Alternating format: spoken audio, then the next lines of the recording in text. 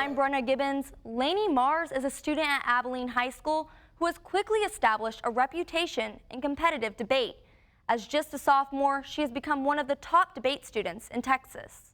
So I think my favorite part is the community. I really like the people that I get to be around, and I love how much I get to learn. Like, I never knew much about our government or current events. Like, that never really seemed to matter. But now I realize how important that is to know. Like, it's important to know what's going on in the world, and I really enjoy getting to talk about it and getting to discuss it. Mars qualified for the National Speech and Debate Association, or NSDA, in 2 different categories: extemporaneous speaking and congressional debate.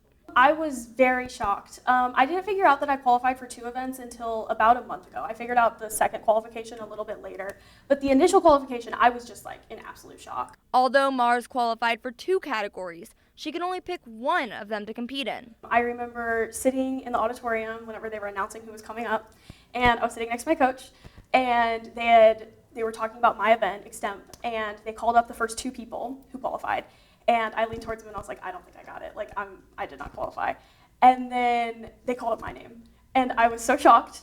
And it's just a blur. Like, I don't even remember, like, walking the stage and grabbing my plaque. It's just, I was so happy and so shocked that this happened. Mars will be competing in her favorite event, Extemp, for NSDA, which is an event where the student has 30 minutes to draw a topic that is current events based and write a 7-minute speech about it.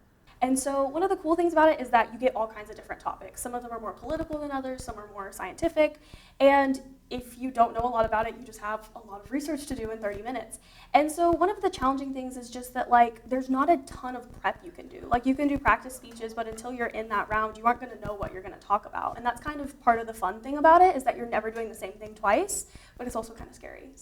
Mars says she is excited to be able to compete in the NSDA in Iowa this summer, and says that debate has taught her a lot of real-world skills to use for her future.